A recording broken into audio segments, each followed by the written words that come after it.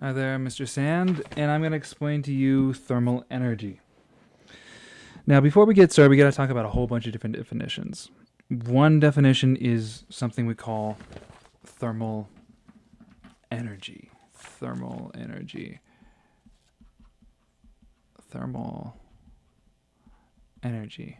And thermal energy is the total amount of energy of all the molecules or atoms or all the bits of stuff that you've got and you want to measure. It's all of that energy combined. It's measured in joules, and the tricky thing about it is that when you increase more, when you add more molecules to something, the more thermal energy there will be. And that's it, and it's measured in joules again, and it's often abbreviated with the letter uppercase U. That's an uppercase U there. That's its abbreviation. That's thermal energy. It's the total energy. It's the grand sum. Total energy of, I can just write stuff here, and I think that's a good enough definition for our purposes. So it's the total energy of the stuff. So if I add a little bit more stuff, even if it's very, very low energy, it's going to increase the total amount of energy here. The next thing I'm going to talk about is temperature. Temperature. I think we might have a good idea of what temperature means, but it's kind of weird. It's there's no abbreviation for temperature except for the unit of temperature. The unit of temperature, well, I'll just write the unit of thermal energy before I leave here. The unit of thermal energy, I'll just write unit that we measured in is joules. The unit for temperature is Kelvin. Kelvin is just whatever Celsius temperature it is, and then you subtract it. So Kelvin, degrees Kelvin equals Celsius minus 273 degrees. That's what Kelvin means. So if you have, let's say, an object and it has its temperature is 22 degrees Celsius. That's a pretty common temperature. Well, what is that in Kelvin?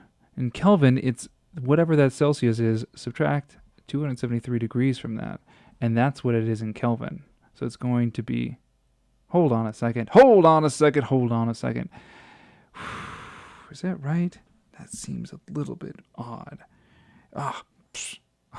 That's why, because I did subtraction here. It should be a positive. Should be a positive number right here. Right. It should be a positive. So this degree should be 200 and what should that be? 95 degrees Kelvin. Right. Okay, because the lowest temperature you can have anything is negative 273 degrees Celsius. So that makes more sense. Sorry about that confusion right there. So you just, for a temperature of Kelvin, you have to add whatever the Celsius degrees are plus 273 degrees. That's it. Now, temperature is an odd beast. Let's define what it means. The temperature is the average kinetic energy of whatever you're looking at. Of, I'll just say, a system here, or an object, whatever you were looking at. It's the average kinetic energy. So it's the energy that's due to something's movement, and it's the average of all the little bits of things inside of there. So let's say you have a glass of water. This is your little glass of water right here. Okay, and here's the water.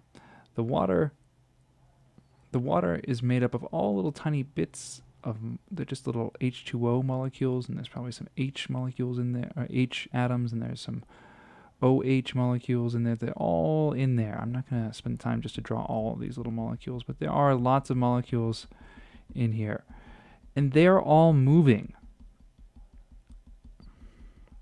They're not standing still.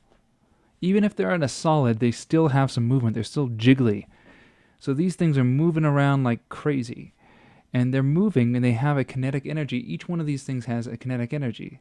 has kinetic energy, which, as you know, since you've tattooed this on your arm, is that equation right there. Ha!